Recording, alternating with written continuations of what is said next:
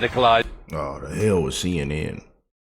In any direction online. I mean, as the governor said today, social media is a cancer. Governor also made a very interesting, I thought, honest admission. He said he'd been praying that the killer was from out of state or out of the country. He said, we don't do this in Utah. Well, apparently they do. They're still trying to work out why. We know that at a family dinner, this is from investigators, a couple of days before Kirk came here, we know that this kid did not like Kirk, called him a spreader of hate. And, we're told that he was talking initially after his arrest. We don't know what he said. After he lawyered up, he quickly clammed up and was silent. Is there a mental health component here? The governor today wouldn't be drawn on that, but on that "Hey Fascist" catch engraving, the governor said of that, well, that speaks for itself. There's something very interesting as well. The killer drove up here to Orem wearing a pair of t-shirts, plain t-shirt, pair of shorts, and changed before he allegedly carried out this assassination. Changed into a black t-shirt with an American flag and an eagle on the front of it. Is that somehow symbolic? Was he trying to say that what he was doing was patriotic? We don't know. We may, frankly, never know. Anderson? And what else have authorities said about the gun? Well, we still don't know. They haven't said publicly how he got it.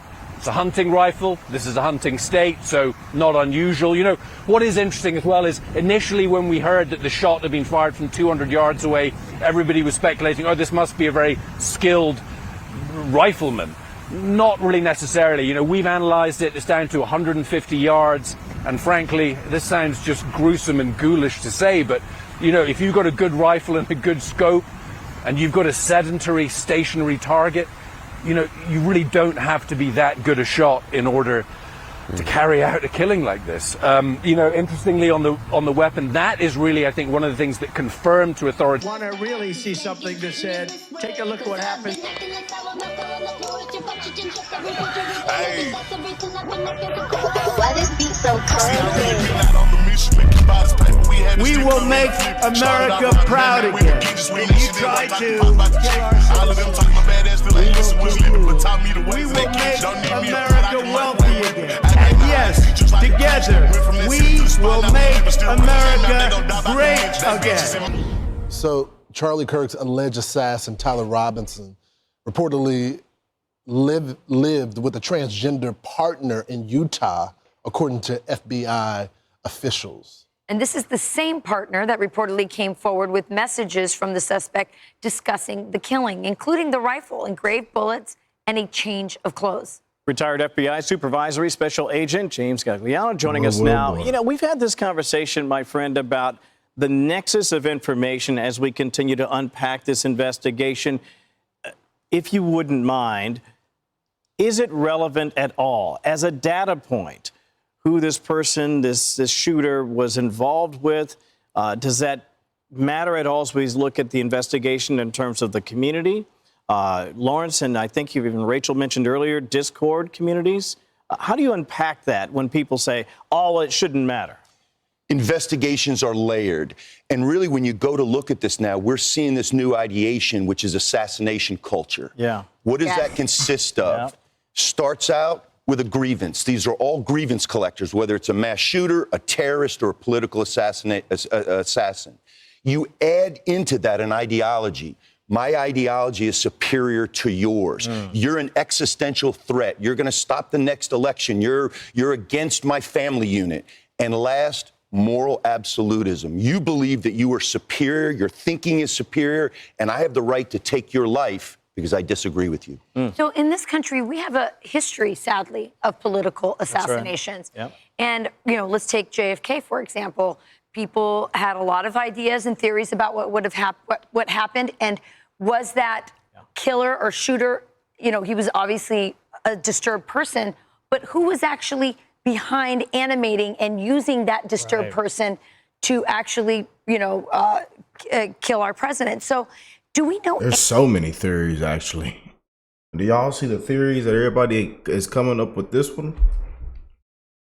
I mean, man, especially the ones on the left. It's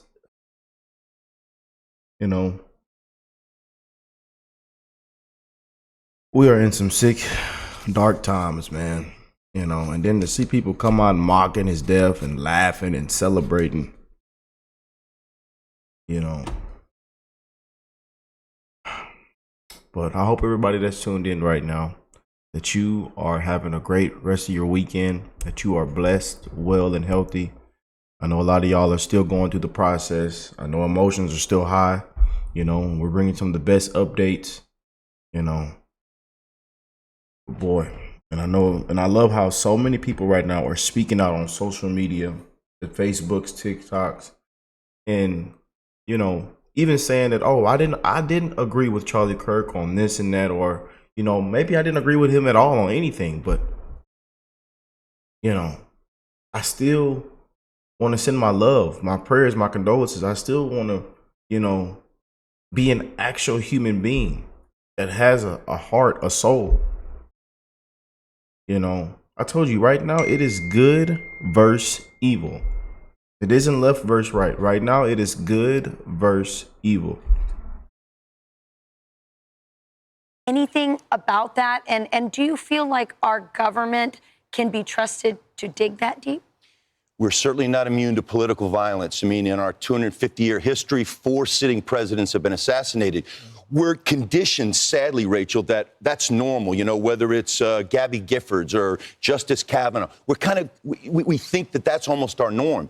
Charlie was an interlocutor. He was somebody that just went to college campuses and debated.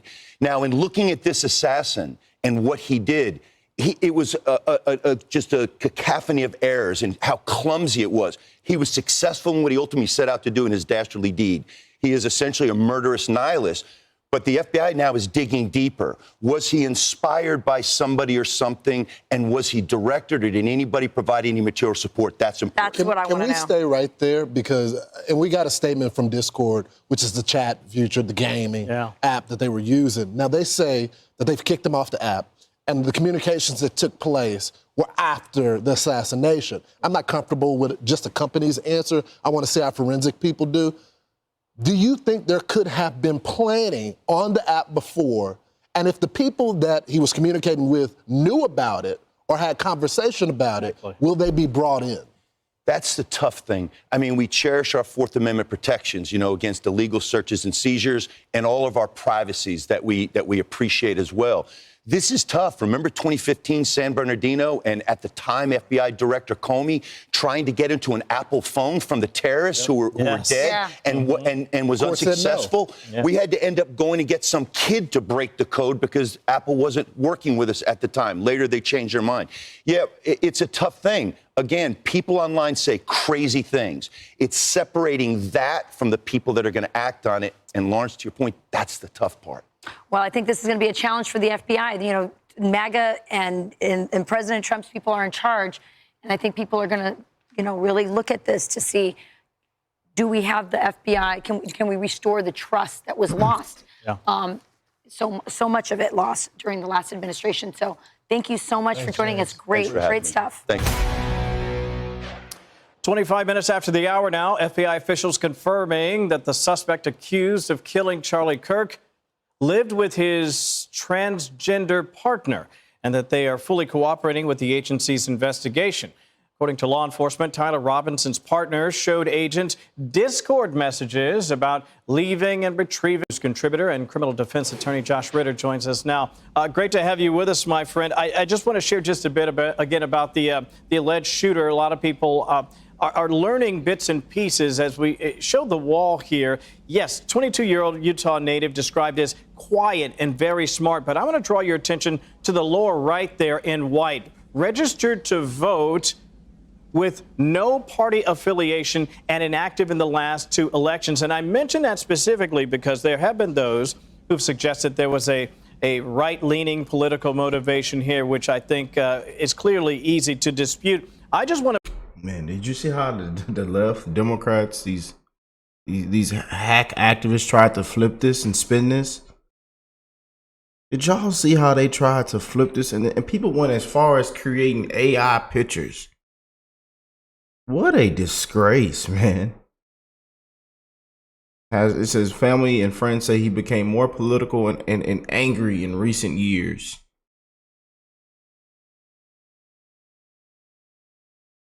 reportedly talked in despairing terms about Kirk at the dinner table.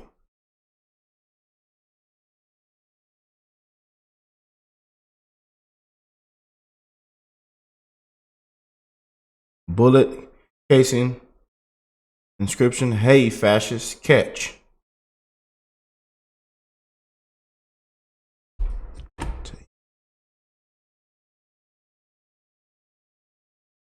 But you know how they flip and take everything out of context to fit their narratives, to make them look like we're the bad guys.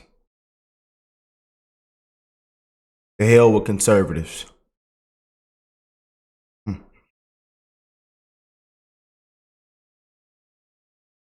Begin by asking you, where are we on this investigation and what happens here in the next week or so? It's still early on, but they've already got a tremendous flood of information. I mean, we're starting to learn about these messages. Obviously, the roommate or partner is going to be a wealth of information to find out. I think first they want to know how much planning went into all of this, and then they're going to be very concerned with motive. There's been a lot of speculation about motive, what could have compelled him to commit this kind of horrendous assassination. We had some insights from the inscribings on the bullet casings. Also some of the messages that he shared, some of the thoughts that he shared with even his family members. But now, as we're starting to learn about this relationship that he may have had, that starts to add further insight, I think, both into the assassination itself and then even chillingly to the timing of the assassination with the words that were coming out of Charlie Kirk's mouth at the time that he was shot. Yeah, one of the questions right around the time that the shot rang out was about transgender violence. Is there a nexus there that we can sort of draw some connection between that and the fact that the alleged shooter is involved with a transgender person? I think it's easy to draw, connect those dots. I mean, if he was involved in a relationship, and that was something compelling him to have these hateful feelings towards Kirk.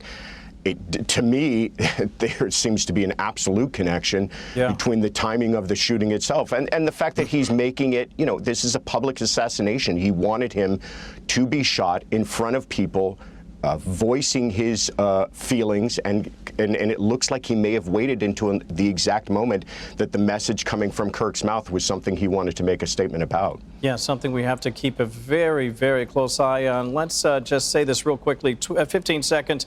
Ryan Ruth, where do you imagine this goes from here, especially now that we're learning more about where he was set up and how he stalked, in effect, the president? Prosecutors have done a tremendous job in spite of kind of the difficulties of dealing with Ruth representing himself, and in spite of the kind of, just craziness, quite frankly, that brings to the proceedings. They've kept their eye on the ball, and I expect them to continue to do that throughout the trial. The great Josh Ritter joining us this morning. Josh, thank you as always. I appreciate your knowledge and your time. Have a